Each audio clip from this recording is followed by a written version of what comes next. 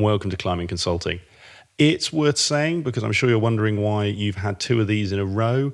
It is summer. I have a huge number of great guests lined up. If I'm honest with you, we just have a number of episodes in the pipeline which are on pause because people are on holiday and other things are going on.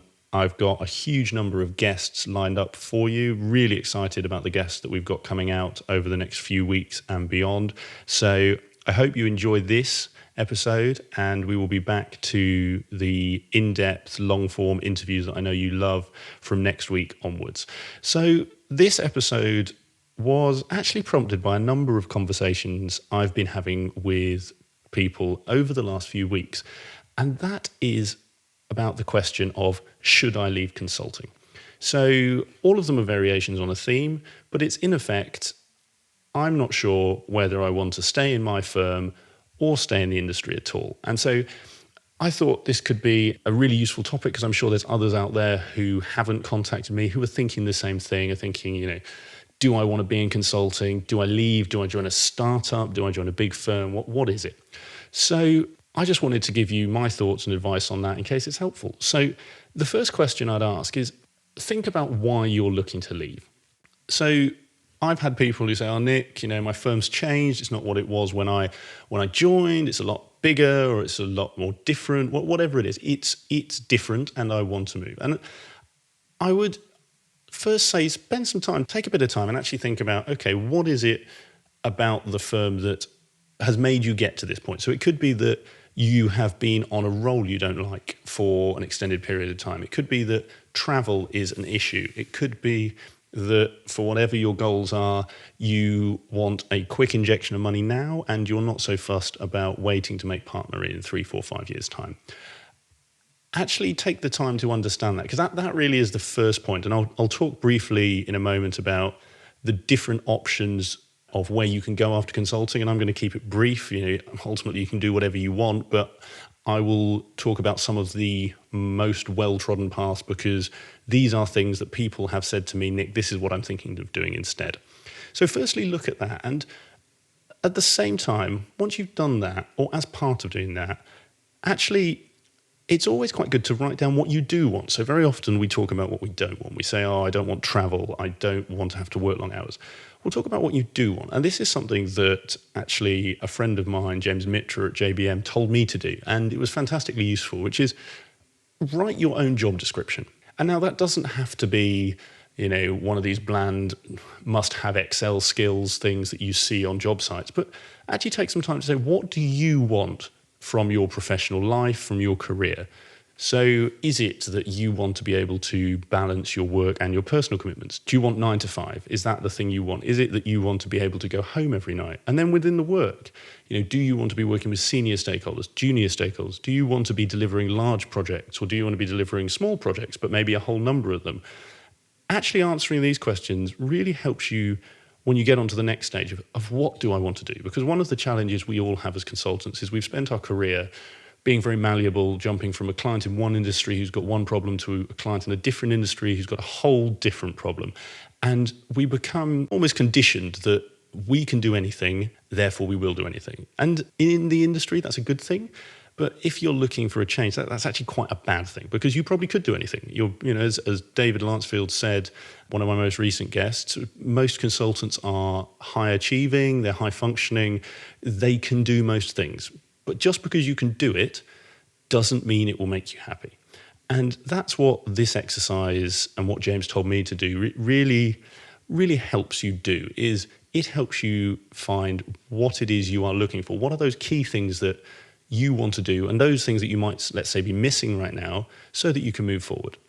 Once you've done that exercise, and particularly this is with the why are you looking to leave, I'd actually take a moment to think, is this me, or is this the place I am? And now this is something that Adrian Betteridge, who I used to work for, who was one of the early guests on this podcast, episode 4, if you want to go and listen back, he made this point, it really stuck with me, is ultimately you are responsible for where you end up. You're responsible for your own decisions. It's something, again, another podcast I listened to by Rob Moore, who is a property entrepreneur, very successful person. he makes the point that you are exactly where you should be. So, and let me just unpack that a little. He says that, let's say you are currently a manager in a consulting firm. That's exactly where you should be, because the effort you have put in, the way you've approached, let's say, your work, your life, the skill you've got, have led to that point. It's not that the world's been unfair to you, it's that everything you have done has led you there. Now, there's always outliers, and people could always say, oh, well, what about this person who had all of this adversity, or this other person who had this thing happen? It sort of doesn't matter. The point is you are where you are, and it is your choices that have led you there, and it's your choices that will move you on from there. And that is the ultimate point that, say, Adrian was making, I believe Rob was making. A great book on this is Extreme Ownership by Jocko Willink. Again, same point. It's your success or it's your fault that you are where you are. So when you are considering, has my firm, my firm is unfair to me, my firm doesn't put me on the best projects, my firm doesn't do this, well, that might be the case. And, then you have a choice. Is it that the firm does that? Is it that you haven't actually told them what you want to do? Is it that you haven't presented a compelling proposition of what you could do? So very often people say, I want to do a different project. So let's say I want to do a customer experience project, but I am on an IT implementation. Have I given any value to the customer experience area that says, Nick, we want you in our team? It was something, again, my last guest, David Lansfield, made the point that people, the partners in his firm, they look out for signals that someone is interested in an area. And that could be from something as simple as a lunch and learn. Have you done a lunch and learn on customer experience? And actually, when you ask those questions, most times the answer is no. So there's your first question is, can you do something to help influence what's going on? If not, and let's say you've had the conversation with the partner or whoever it is in your firm, you've done everything you can to show that you are more interested in another area, and let's just say your firm doesn't do that. Let's say you're in an IT-focused consultancy and you want to go and do HR people change transformation.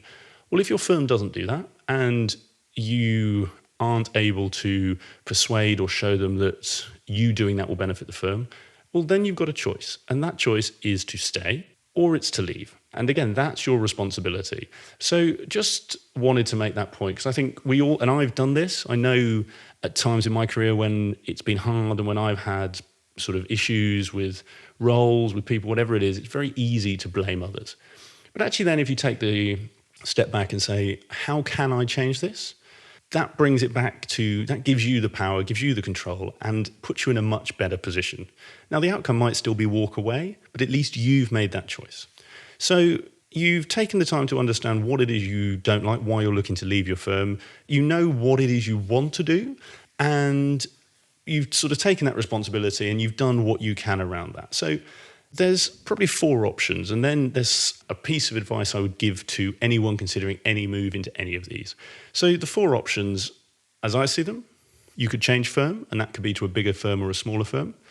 It's got its advantages or disadvantages, and I've had guests from all size firms, from small firms of 10, 15, 20 people up to global big 4 firms. So please go and listen to my guests who can share their perspective on what those different firms are like.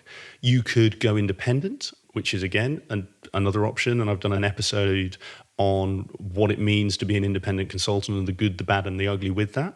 You could go into industry. And now that, again, has its own challenges. And I think is something that many consultants don't necessarily see as consultants. Consultants are very often brought in to solve the big, sexy problem. They get the support and the buy-in from the exec because the exec have paid a lot of money to have you there. So you are actually immune, by virtue of all of this, to a lot of the challenges you see in some firms for what we would crudely call out in industry. Now, again, saying that as a generalization is far too broad because there are big firms, small firms, different firms some have great cultures, some have very poor cultures, some are doing very well, some are doing very badly. But there are often different challenges in industry to consulting. So you, on the whole, will progress slower in industry than you will in consulting. Again, not always correct or not always true, but these are the best generalizations I can give on a podcast.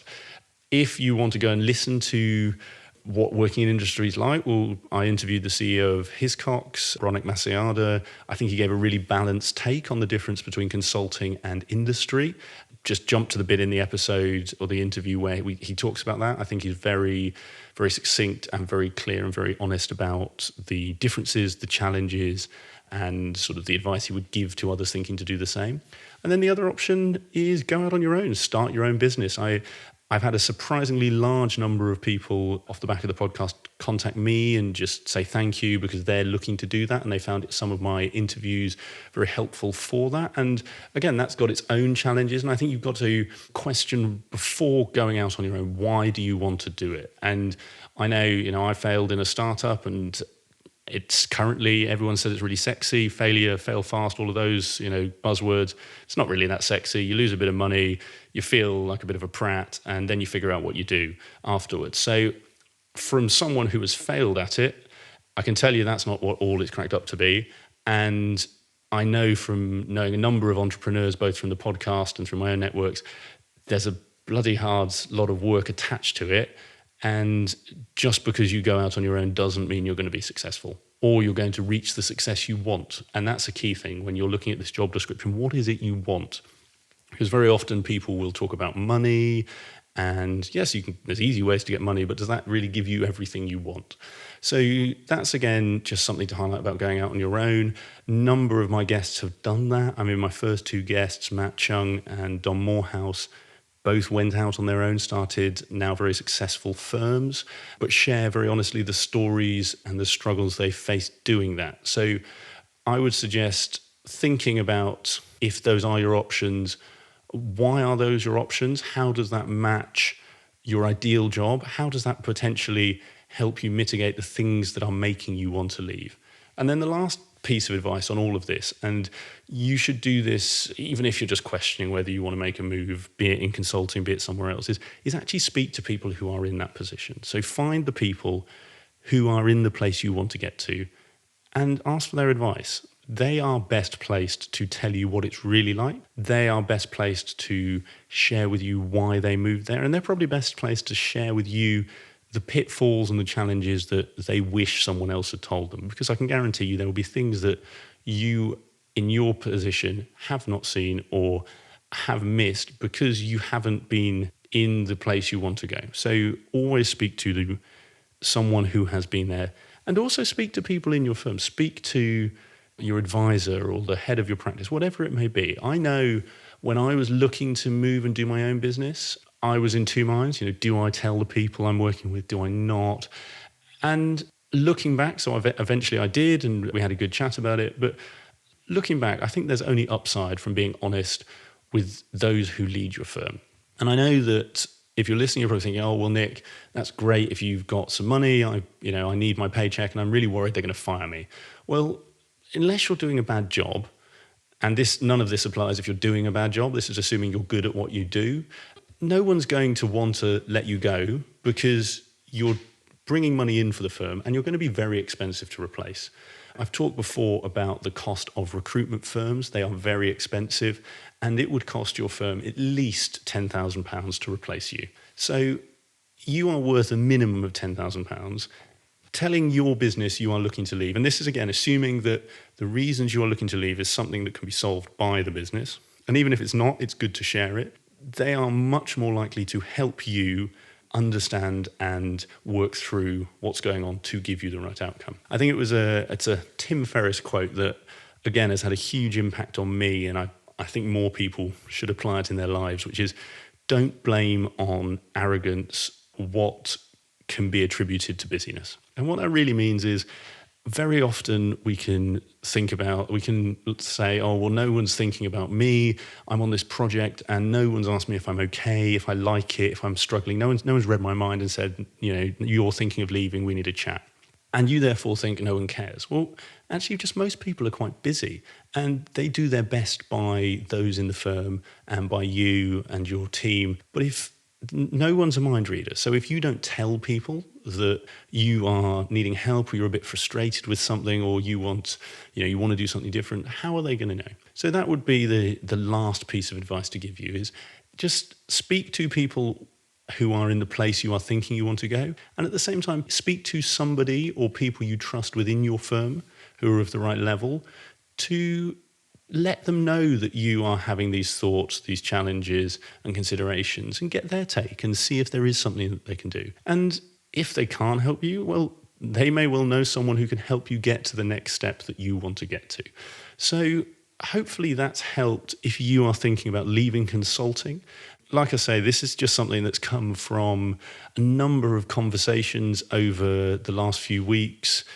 I think people, I don't know if it's people listening to the podcast, I don't know if it's the summer and people are just taking some downtime and reflecting time, but a number of people have talked to me and asked me about how should I leave consulting or should I leave whatever role they're doing.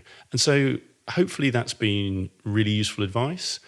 Just to wrap up, figure out it yourself, just spend some time thinking, why am I looking to leave? What is it that's pushing me out? Take some time to look at actually what do you want to do? What would make you happy? Then taking those, look at and take some responsibility and say, how can I go from A, the place I don't want to be, to B, the place I do want to be? And is that something I can do in this organization, or do I need to make a move? If you need to make a move, look at the different options as we talked about, and there's many more than the ones I mentioned, but broadly change firm, go independent, go out into industry, create your own business, all of which are covered by guests who will have done, or sorry, not will, they have done a far better job of sharing what that's like than I can paraphrase on this episode. So go back and have a listen to them. And lastly, talk to some people. You are always going to make a better decision and have a better outcome if you have bounced your thoughts off other people and got the perspective of people who know what the thing you want to do is like in the trenches, and you have been able to do the best you can with your current firm to try and get to where you want to get to. Hope that has been useful. Always happy to share more thoughts on any of these topics, any topic that I think I can add a bit of value on. I'm more than happy to do one of these episodes on. If you've got any questions or thoughts, just let me know. Drop me an email. It's nick@climbinconsulting.com. I'll happily do an episode on a topic if it's useful for you. Like I say, we've got some fantastic interviews with a whole range of guests coming up, again, from big four firms through to small firms, through to tech, consult tech, I guess you'd call it. Whole myriad of different guests, fantastic people. Really excited to get those episodes and interviews out to you. And so all that's left to say is I hope you enjoyed this, and all the best for the rest of your week. I hope you enjoyed today's episode of the Climb in Consulting podcast. If you did, I would be very grateful if you could leave a review on iTunes, Stitcher, or your podcast platform of choice, whichever one you may be using. And please also share this with anyone that you think could benefit from hearing today's interview. If you want to get in touch or give me any feedback about the podcast, please feel free to drop me an email. It's nick@climbinconsulting.com, and I look forward to hearing from you.